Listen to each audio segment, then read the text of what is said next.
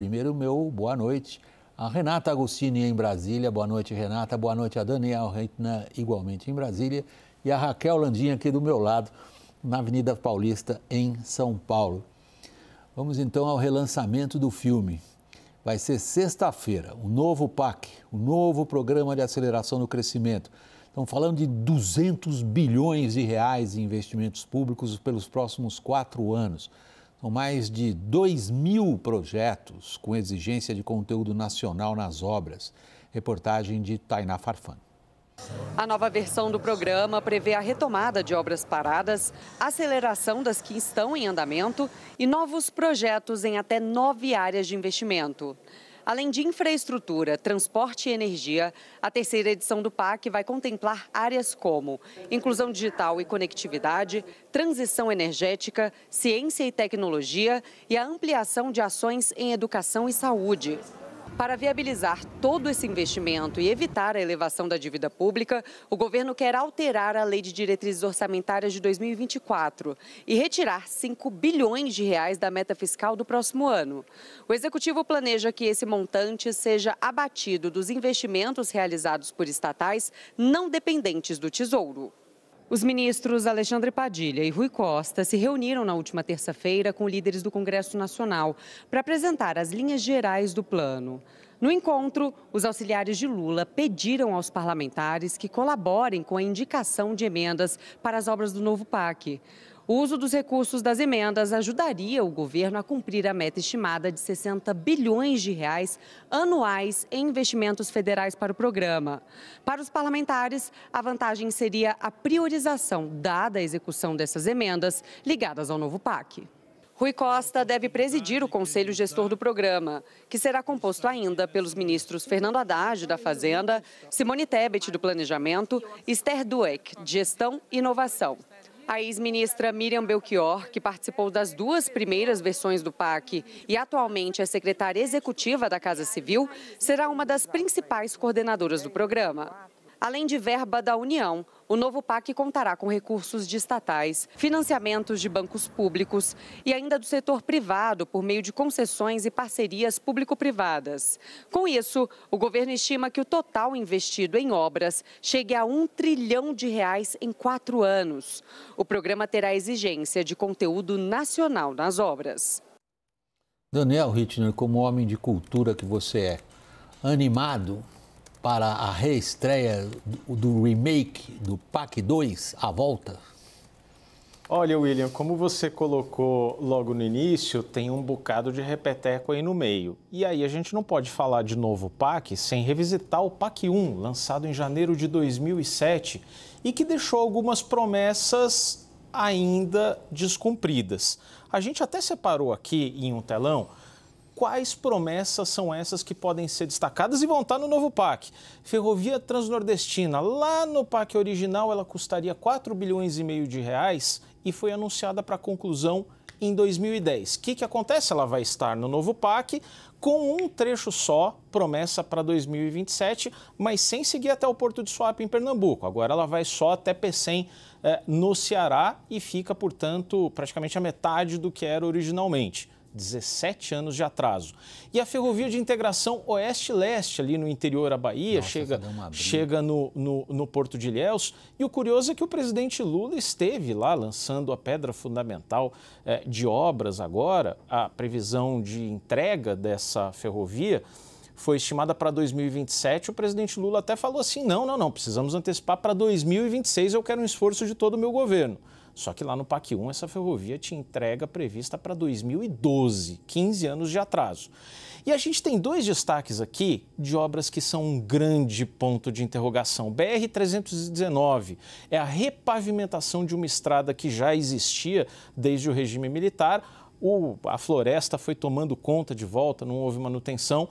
E essa estrada, prevista no PAC 1, agora é um dos grandes mistérios no governo, porque ela precisa de licenciamento ambiental e enfim, um calcanhar de Aquiles ali para a Marina Silva. Vai sair, não vai sair? Enfim, O PAC vai contemplar também essa obra. E Angra 3, conclusão prevista em 2015 e não vai ter uma data final de conclusão. O que vai estar no novo PAC?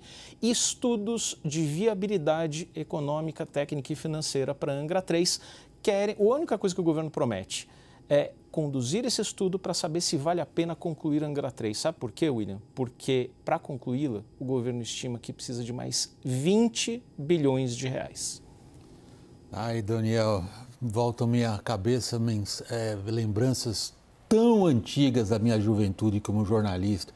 Você acredita que eu cobri a assinatura da compra dos 2 reatores, o Angra 2 e Angra 3? Você acredita que eu fiz essa cobertura em 1976? Quase 50 anos que esses reatores foram comprados. O Angra 2 está aí funcionando. O reator alemão que serviu de base para essas 2 plantas já foi fechado faz um tempão, acabou a vida útil dele. Enfim, não vou ficar aqui com minhas reminiscências pessoais. Elas traduzem a idade, né, Renata? Eu devia ter falado não em um filme que foi refeito, mas eu devia ter usado uma coisa mais atual, falar da temporada 2 do PAC 2, com não sei quantos episódios. Para quantos episódios nós vamos agora? Essa ideia da temporada é excelente, porque a gente não sabe o quanto essa, agora, antiga ideia vai ser revisitada em outros momentos lá para frente, né, William? Boa noite para você, Raquel. Daniel, boa noite a todos. William, o governo... Achei super interessante que você já resgatou logo na abertura essa ideia do governo até de rebatizar o PAC para depois chegar e falar, não, nosso Museu de Grandes Novidades está ótimo, é melhor ir com o que o governo entende que é uma bola de segurança. Mas veja, ao mesmo tempo que o governo, Lula, entende que esse é um programa que tem que ser ali central para o governo, porque ele vai condensar diversas iniciativas, vai ser uma espécie de bandeira de que o governo Lula está, sim, tentando fazer a roda da economia girar, está, sim, tentando aumentar os investimentos. Ele traz à memória uma série de problemas, atrasos, como o Daniel falou, mas não só isso. Traz à memória uma crítica que era bem fundamentada lá atrás, de que o governo tentava, na verdade, com o PAC, empacotar uma série de coisas que já aconteceriam só para dar uma impressão de que estava se movendo, de que estava tentando trazer coisa nova para a população. Esse risco, ele está de novo presente. Porque, primeiro, o governo mirou nesse número aí mirabolante de 1 trilhão. Hoje, inclusive, estava numa conversa no Palácio do Planalto e um comentário com a fonte que eu falava era justamente sobre o uso dessa meta de 1 trilhão, porque remete àquele número quase cabalístico ali que ficou presente nas falas de Paulo Guedes, né? Tudo era 1 trilhão, virou até meio anedótico.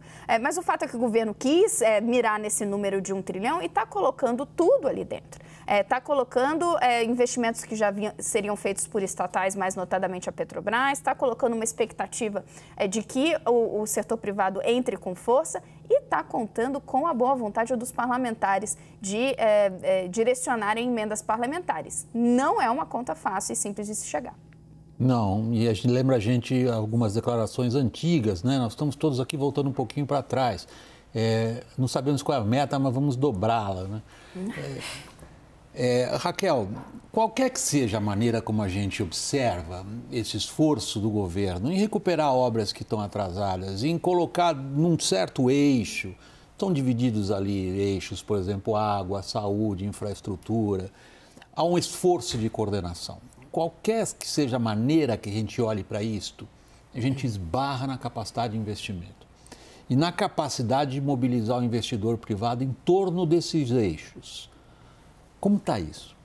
William, eu sou muito cética em relação à capacidade do governo de fazer investimento público com eficiência.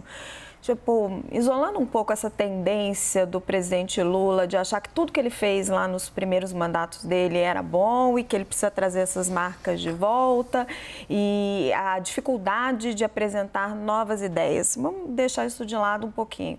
A capacidade do setor público de investir com eficiência no Brasil é muito pequena. Se você olhar para o próprio PAC lá atrás, ele como o Daniel estava mostrando, uma série de obras inacabadas. Ele foi fonte de corrupção e, mais uma vez, o governo não tem dinheiro. Então, o que ele vai precisar fazer? manobras. Ele vai contar, sim, com a boa vontade do Congresso, porque o Congresso tem interesse em grandes obras. Isso alavanca os deputados, todo mundo gosta de inaugurar a obra. Então, assim, já se aprovou o PEC da transição, vai se aprovar mais aí emendas dentro do arcabouço fiscal. A boa vontade do Congresso vai ter. O que não vai se conseguir é atingir as metas fiscais do ministro Fernando Haddad. Você começa a fazer uma série de manobras, tem manobra para tirar de dentro o investimento do PAC, de dentro da meta fiscal, lembrando um filme que a gente também não gosta de relembrar. Você vai tentando ajustar, maquiar aí essa realidade para esconder o fato. Se você quer ter responsabilidade fiscal e o investimento brasileiro, o espaço é muito pequenininho porque não existe um controle de gastos, e o presidente Arthur Lira voltou a falar isso hoje, o presidente da Câmara, da necessidade de uma reforma administrativa. O que o governo está fazendo é isso, maquiando, começando, né, a maquiar de onde vai sair esse dinheiro, contratando mais gastos sem reduzir nada do outro lado. Deixa eu tentar estabelecer, via o Daniel, que estava justamente fazendo esse balanço, foi o que o Daniel trouxe ali na forma de artes gráficas, o balanço do que está no papel. Daniel, o governo insiste que desta vez a Casa Civil terá um papel de coordenação. Como se falou na reportagem, são cerca de 2.000 projetos, né? Está certo o meu número na cabeça? Pelo menos 2.000. Mais. Consegue se identificar, Daniel, um mínimo de estratégia nisso, de selecionar setores e dentro desses setores, eventualmente, regiões ou segmentos? Ou é simplesmente uma lista de projetos a serem feitos? Olha, William, o PAC...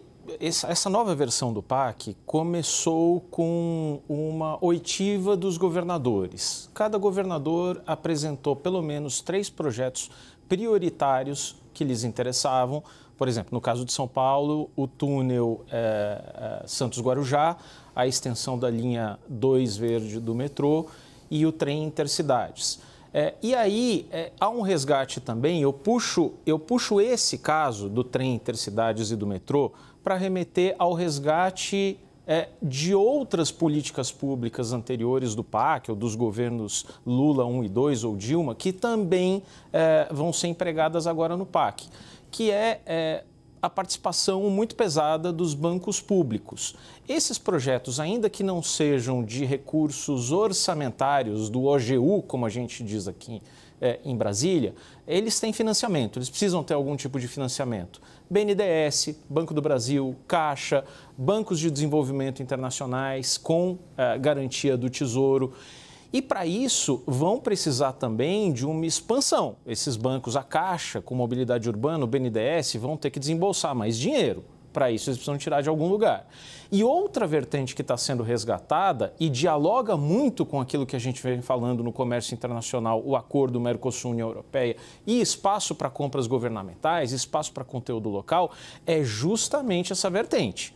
É colocar conteúdo local como uma contrapartida, uma exigência. Olha, você está tomando dinheiro da União, seja por orçamento público, seja por financiamento, então aquela linha de metrô, aquele trem vai precisar ter o vagão produzido no Brasil. Aquelas usinas fotovoltaicas vão ter que ter painéis solares fabricados no Brasil e não na China. É o resgate de políticas que foram implementadas nos governos anteriores do PT. Raquel? É impressionante o relato do Daniel, né? Porque políticas que foram implementadas e deram errado. Você vai de novo buscar os bancos públicos e aí como é que você vai fazer? Você vai inflar de novo o orçamento do BNDES. Foi preciso uma série de transferências do Tesouro Nacional que depois o BNDES ficou aí pagando de volta e deu maior problema nas contas públicas. Você vai desestabilizar a Caixa Econômica Federal outra vez? Vai ficar fazendo pressão sobre o Banco do Brasil? A gente já viu esse filme. Esse é um filme que deu errado. Você utilizar os bancos públicos, os fundos de pensão, para poder alavancar investimentos públicos, muitas vezes ineficientes, porque o governo tem baixa capacidade de gestão e que não chegam ao cabo. E não estou nem falando de corrupção, tá? Não. Porque a Lava Jato revelou um monte de corrupção nesses projetos. Renata, deixa eu permanecer um pouco nessa volta. A Raquel tinha introduzido para nós a questão fiscal envolvida com a reedição do PAC. O Daniel, ao trazer para nós essa avaliação, o que afinal de contas se pretende, quais são as ideias que estão embutidas lá, ao final do raciocínio dele desemboca no mesmo problema. Bancos públicos, questão fiscal, como sustentar tudo isso. O que você tem ouvido do lado do governo? Qual é a preocupação que você eventualmente registra nas suas conversas lá, Renata, nesse aspecto? Existe um pedido que foi externado pelos ministros, tanto Rui Costa quanto Alexandre Padilha, na apresentação que eles fizeram, William, às lideranças de Câmara e Senado, é de que os parlamentares possam direcionar emendas, tanto as emendas chamadas de bancada quanto as emendas individuais, para projetos do PAC. Por quê? Porque essa questão orçamentária, a dificuldade orçamentária é evidente. Houve um diagnóstico de que, do lado do Senado, há até uma certa receptividade, a essa ideia. Já na Câmara dos Deputados, não. Então, quando eu falei inicialmente na primeira rodada de que talvez não houvesse ali, não fosse uma tarefa tão simples, né, contar com essa boa vontade do parlamento, eu estava mirando nesse que foi um pedido feito diretamente a essas lideranças. O interesse do governo, na verdade, são dois interesses com essa jogada. Primeiro, é claro, né, aumentar ali a destinação de recursos para o PAC, turbinar o programa e por aí vai. O segundo aspecto sabemos que quando o Congresso foi adentrando, né, crescendo com o naco que ele tinha do orçamento, o mando, né, do orçamento com as emendas, você criou um problema de que você espremeu os recursos que estavam na mão do governo, do executivo, dificultando a execução de políticas públicas. Então, a ideia é ali montar, eu achei interessante esse termo, né, uma espécie de cardápio de obras. Então, o que for obra mais de infraestrutura, né, seria alvo dessas emendas de bancada, porque elas têm um volume maior, e as obras do PAC da área social, creche, escola, posto de saúde, por aí vai, seriam alvo dessas emendas individuais. Essa é uma forma do governo tentar contornar a questão orçamentária, que, veja, não vai resolver. Poderia, se der certo, e olha que os deputados já estão dizendo, veja bem, não sei, se der certo, pode ajudar um pouco, porque do ponto de vista de orçamento da União, a previsão são 60 bilhões por ano. Daniel, estava me pedindo a palavra para encerrar, Daniel. William, acho que tem um ponto em que este novo PAC difere, pelo menos do primeiro PAC, do PAC 1 lá de 2007, que é o papel de concessões e de PPPs ali. E por quê? Porque quando Lula, em 2007, optou pelo PAC por forte presença de obra pública, houve uma série de problemas que não tem a ver só com orçamento, tem a ver com trâmites licitatórios, o papel dos órgãos de controle, Tribunal de Contas da União, licenciamento ambiental, lei de licitações, tudo isso dificulta que uma obra pública saia do papel. E aí, Dilma Rousseff já começou, no final do seu primeiro mandato, a perceber isso, que ela precisava apostar mais em concessões. Agora, um ponto que não pode ter é projeções irrealistas, projeções fictícias. Eu só te dou um exemplo, William. Quando o governo Dilma Rousseff decidiu leiloar para a iniciativa privada o aeroporto de Viracopos, que estava no primeiro lote de concessões aeroportuárias, o secretário do Tesouro era Arno Agostinho, aquele da contabilidade criativa. A ANAC fez uma modelagem de concessões, entregou para a presidente Dilma na época e Arno Agostinho disse, não, precisamos corrigir tudo isso. E para elevar o valor dos investimentos e a cobrança de outorga, o que ele fez? Ele botou ali uma projeção de 30 anos, que era a duração do contrato, de previsão de crescimento de 4,5% ao ano. Resultado, quando você coloca isso sobre movimentação de passageiros, nas contas de Arno Agostinho e no contrato de Viracopos até hoje, e por isso que o aeroporto está sendo devolvido pela concessionária atual, o aeroporto teria, ao final do seu contrato, mais passageiros do que o aeroporto de Heathrow, em Londres. Mesma coisa com o Galeão, Daniel. Mesma coisa, essa primeira rodada de concessões, a Raquel me pediu a palavra. William, só para fechar, assim, vamos esperar, né, como vão vir os números de projeções das obras, de onde o governo vai tirar esse orçamento, se vai ter algum corte de gastos, mas quando a gente observa iniciativas desse tipo, financiadas por bancos públicos, dá um enorme desânimo, porque parece que o PT não aprendeu nada com a experiência. Vamos continuar o debate sobre a economia logo depois do intervalo. Daqui